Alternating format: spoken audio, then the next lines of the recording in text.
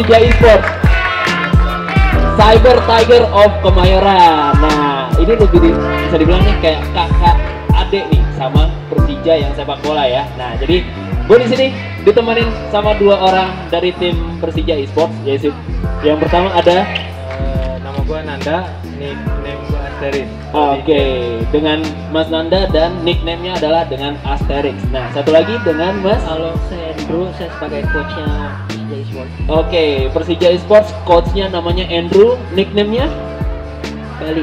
Oke, Bali. Kalau Valorant ini kan kenapa kita transisi, kita pengen coba hal yang baru dan memang roadmap-nya tuh bagus.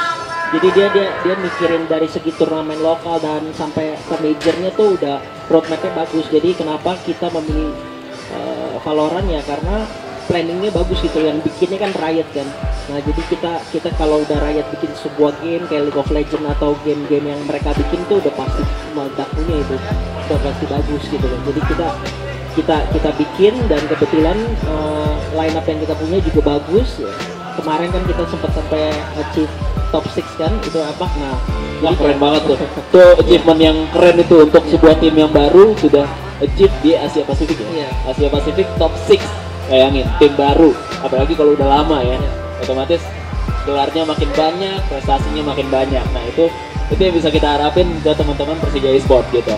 Nah, mungkin yang kelihatan di sini ada Mas Asterix dan Coach Bali. Mungkin teman-teman bisa lihat di banner sana. Nah, banner sana di belakang itu beberapa anggota dari tim atau skuadnya Persija Esports. Nah, jadi bisa kenal juga lebih jauhnya nanti, tapi di live streaming selanjutnya ya Coach ya. Turnamen untuk masuk di Indonesia sendiri itu ada turnamen Valorant itu sendiri nggak? banyak sebenarnya turnamen lokal. Jadi itu khususnya Riot itu tuh kalau misalnya mau buat turnamen lokal itu nggak bisa sembarangan, harus izin mereka dulu. Oh gitu. Jadi ada level-levelnya ya? gitu, ada license, bukan license license sih. Jadi kayak level-level. Jadi kalau mau buat turnamen di yang levelnya misalnya 15 juta atau 20 juta, di orang tuh ada limit-limitnya, nggak bisa sembarangan bikin yang hadiah 100 juta 200, nggak bisa. Harus Riotnya sendiri yang bikin itu. Jadi kalau di Indonesia tuh ada organisasi yang namanya One Up ya. One Up itu dia yang kontrol itu. Jadi kalau misalnya kayak sekolah atau kuliah mau bikin turnamen harus izin dulu sama mereka gitu loh, nggak bisa sembarangan gitu loh mau bikin. Kok bisa sempat memberikan kejutan, tapi akhirnya terhenti di 6 besar gitu. Mungkin dari kendalanya ya pasti waktunya sih. Kita latihan cuma berapa bulan ya, kayak sebulan lebih lah. Persiapannya nggak banyak kayak tim-tim lain gitu. Mungkin dari kenapa kita kalah ya karena di Valorant tuh ada yang namanya meta gitu kan, kayak agentnya punya ability tuh beda-beda gitu. Mungkin kita nggak latihanin yang dari segi meta apa yang bagus untuk kita pakai gitu, karena kita kan waktunya sedikit ya. Jadi kita apa yang kita tahu ya kita pakai aja gitu seadanya gitu. Tapi ya balik lagi emang kuncinya dari komunikasi kita gitu.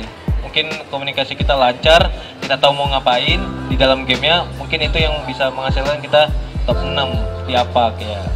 Lebih ke arah kuncinya komunikasi ya. Komunikasi, pemahaman antar player, terus chemistry juga gitu kan, pemahaman di permetanya juga gitu ya.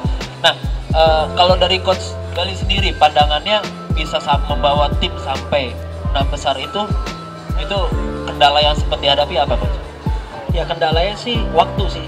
Jadi kayak Sama memang ya? persiapannya memang belum kayak tim-tim lain, mungkin di orang yang udah jalan di 6 bulan, 5 bulan, nah di orang 1,5 bulan gitu loh.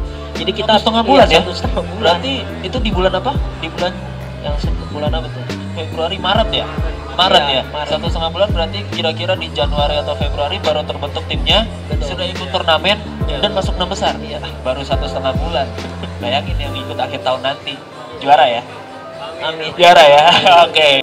Untuk persiapan sekarang itu kita benar-benar latihan, mungkin mulai ntar abis lebaran ya kita latihan itu lebih full lagi, yang tadi gue bilang Senin sampai Sabtu mungkin ya, lebih extra time satu hari lah.